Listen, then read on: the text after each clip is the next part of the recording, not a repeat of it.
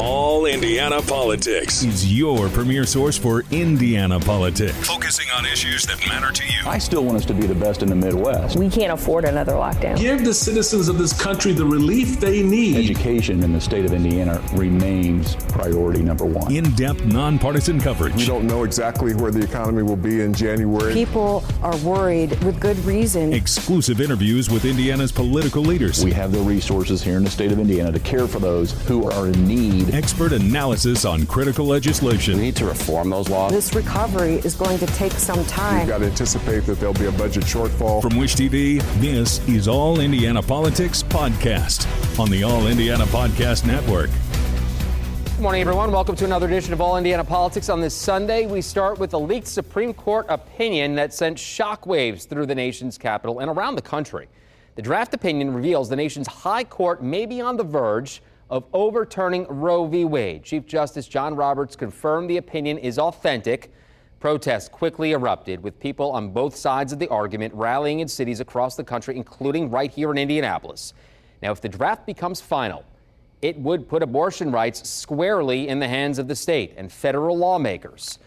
News 8's Garrett Berquist lays out what top decision makers told News 8.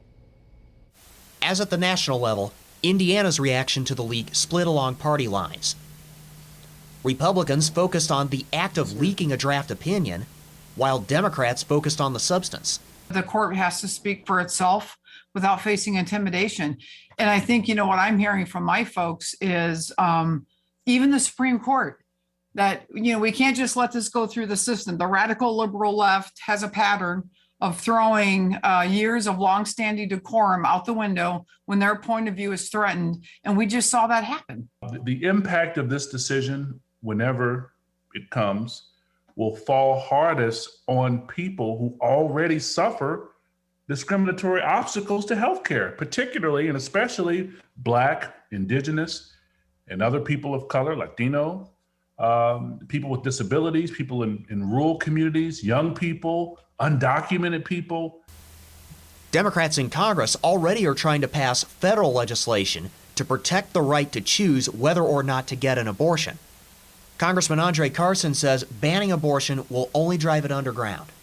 Overturning Roe v. Wade will only allow legislators to ban safe abortions. And that's something that we've been drilling down. These procedures can still happen, as we know, as they did before Roe, and they will undoubtedly be more dangerous, unfortunately. Women, unfortunately, will die from botched and unregulated procedures. And, this is the reality so many women who came before us faced, and that's why they worked so hard to secure abortion rights. Republican Congressman Larry Bouchon says any legislative action right now is too soon. I'm a pro-life person. I believe life begins at conception. So that said, I want to see the final opinion because these things change all the time. This is a draft. It's not the final opinion. We don't know what the votes will be. And so I really can't comment on a leaked document that may not be the final document and may not be the final decision. I do believe, though, that this will be relegated back to the states based on this. But, each state then will have to make their decisions like they did before Roe v. Wade. The Republican supermajorities in the Indiana General Assembly have long favored a total or near total ban on abortions. Republican leaders in both chambers in March urged Governor Eric Holcomb to call a special session if Roe v. Wade is overturned. Senate Minority Leader Greg Taylor says that could set a dangerous precedent. I think this is going to become the type of issue that for a consistent basis in the next few years, rulings like this one, we could see the special session coming up just for one particular issue, which is not what the Indiana Constitution calls for. It asks us to come in at a certain period of time to make laws that are germane to the entire state and then go home and be with our constituents and listen to and talk about their issues. But it's become, again, since we have supermajority rule here in Indiana, it's going to become another way to get different laws changed without having to go through a general session. Senator Shelley Yoder says she fears the ruling could let states, including Indiana, roll back a host of other rights. It's not just women's rights. Roe is the foundation for many other rights that we observe. The right to marriage, the freedom to marry. That was really looked to on the Roe decision.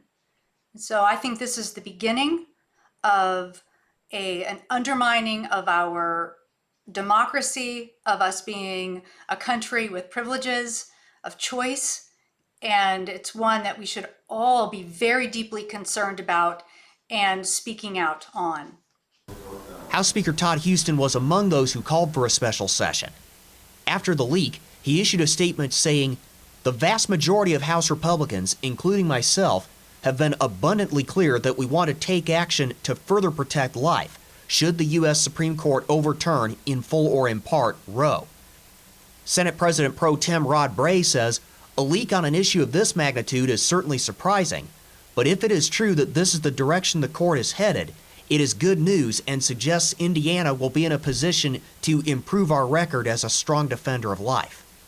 Governor Holcomb has not ruled out calling a special session. He says he wants to see the court's final decision before he makes any policy move. We'll see what comes from what was leaked, the draft, to the ultimate decision. And a lot can happen between now and then. I have a hard time being the person that's part of taking of a life. And I'll review the decision that has impact on that.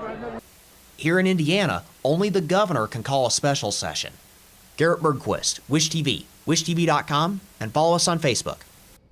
All right, coming up, Your Vote 2022, we've got the winner of the Republican primary for the 9th Congressional District. Why Erin Houchin says she was able to beat 8 other candidates.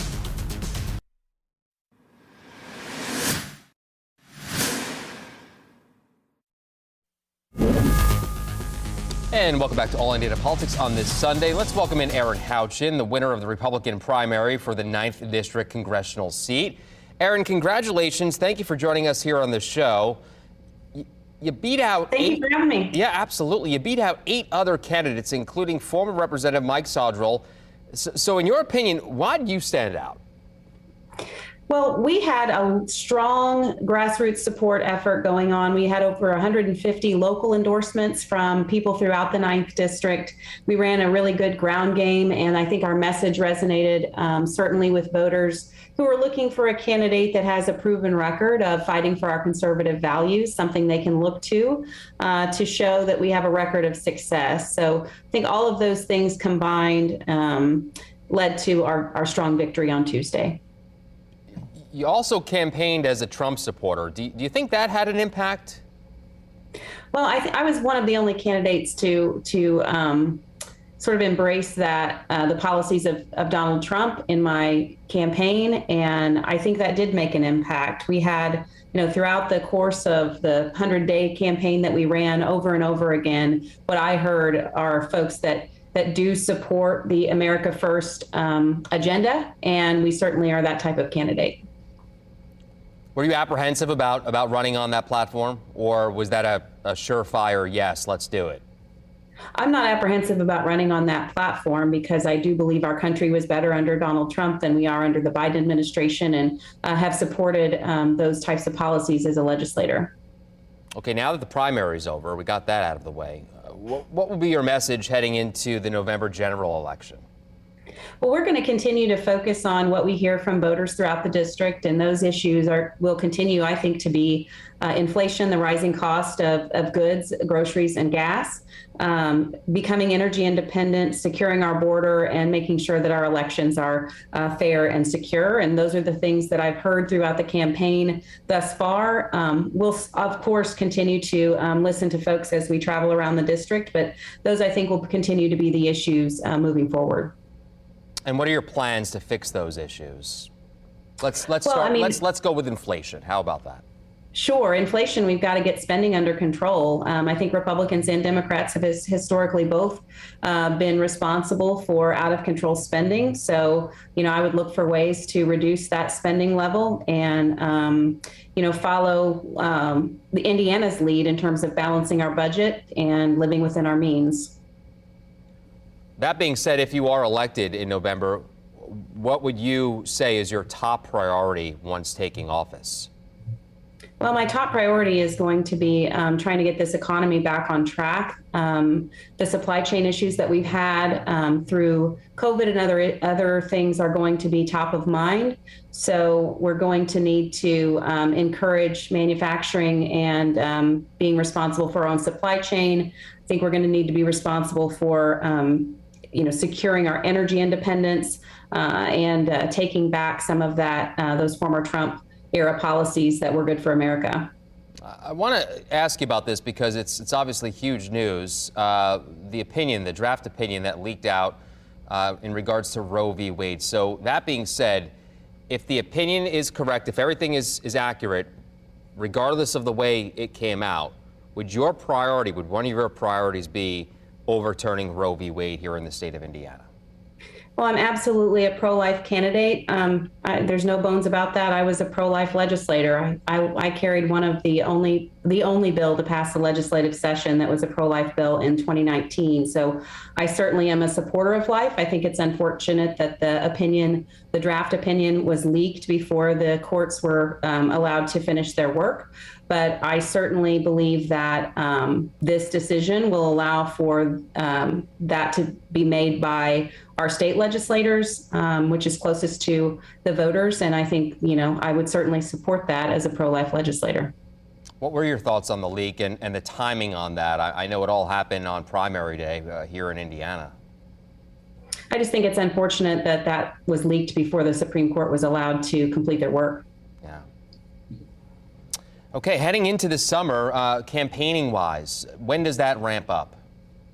Well, it ramps up now. I mean, we are continuing to be out on the campaign trail, going around to area events. And but first, my daughter is graduating high school, so we're gonna have a little bit of a celebration for that and a transition here for the family. But we're all ready for a great campaign throughout the summer and fall. Well, congratulations to her. Erin Harrison, thank you very much for joining the show. We look forward to talking with you during the summer and as we inch closer to Election Day. Thank you so much. All right, coming up, Indiana's best political team standing by to talk primary elections and that leaked Supreme Court draft opinion next on All Indiana Politics.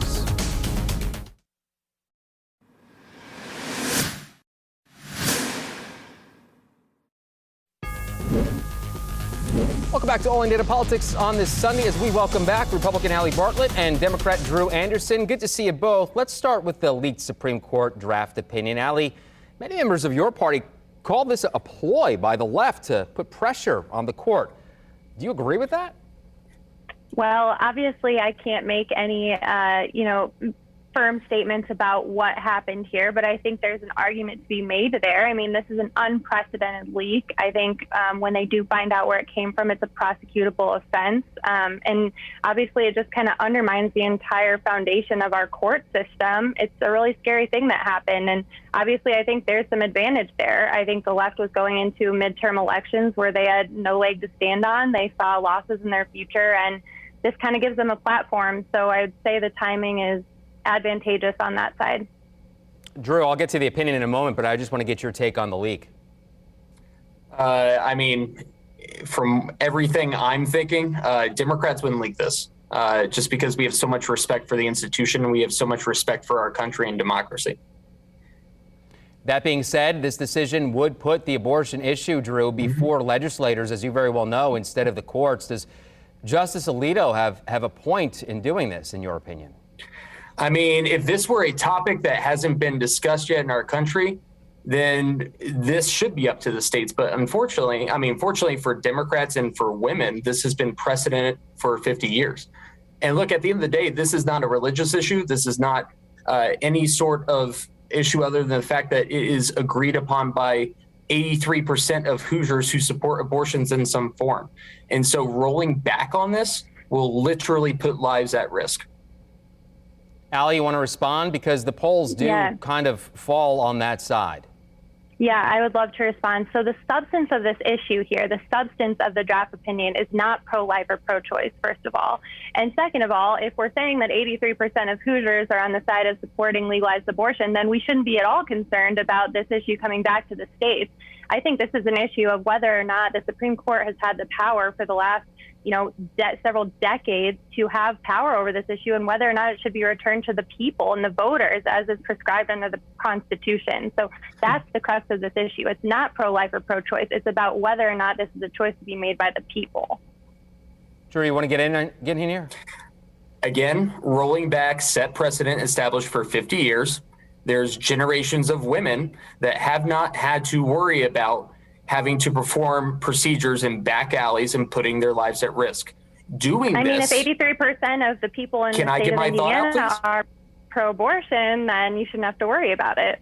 Finish up, and unfortunately, we live in a very gerrymandered state, Allie, as you know, where elected officials are a part of the 17% of Hoosiers that want to ban abortion in all forms. So the deck is already stacked against voters, and that voters are being disenfranchised.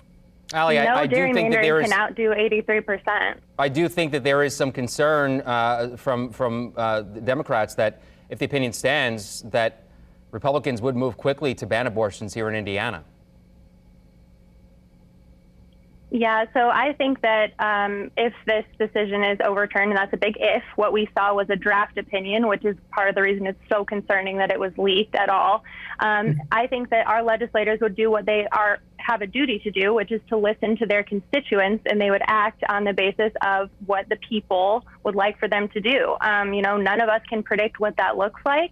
They would do it in a way that follows the rules and the state laws. But it's going to be all a reflection of what the people of Indiana want to see happen here. And that's where this power should reside, with the people, not with an ultimate authority. This is a policy matter. So legislators here are going to listen to their constituents. I'm sure that they're going to be engaging with them. And whatever comes of this, it's going to be a reflection of what the people of Indiana want to see happen. Let's talk about the politics with this. If the opinion stands, Drew, how will it impact the midterm elections? Will Democrats try to make it a top campaign issue, you think? Oh, we're going to crisscross the state on this. And and I say that because it goes back to what a majority of Hoosiers support, and that is that 83% of Hoosiers support abortions in some form. Unfortunately, that's not the way our gerrymandered system is made up.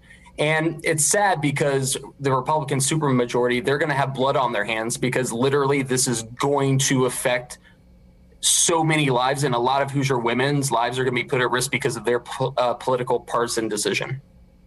Well, all I can say as a Hoosier woman is that you should have every right to campaign on that issue and express your opinions. It should be a decision for all of us to make as the people. So I think you're proving my point.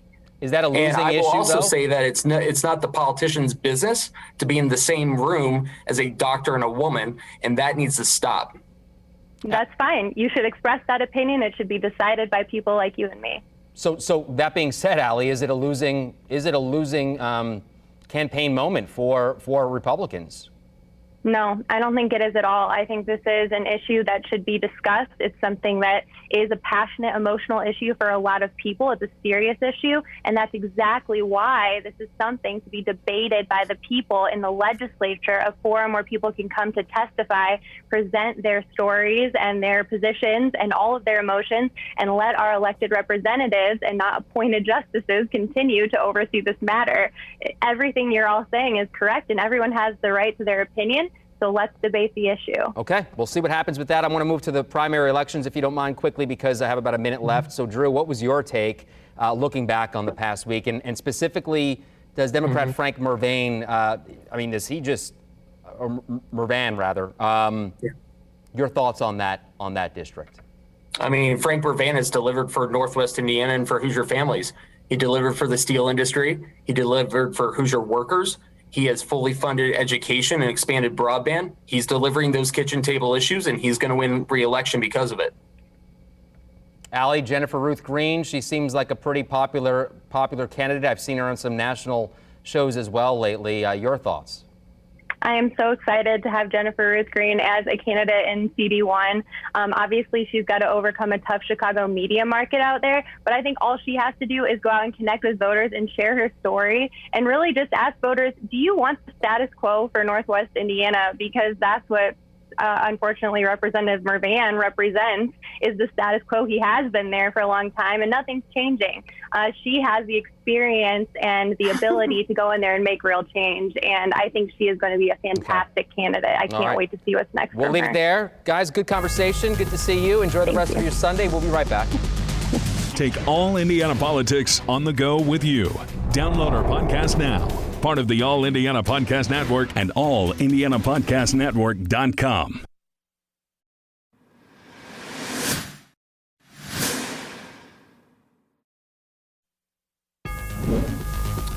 Well, thank you for joining us for All Indiana Politics on this Sunday. We'll be back here next Sunday morning at 9:30. You can also find our brand new All Indiana Politics podcast. It's part of the All Indiana Podcast Network at wishtv.com. Have a great rest of your weekend.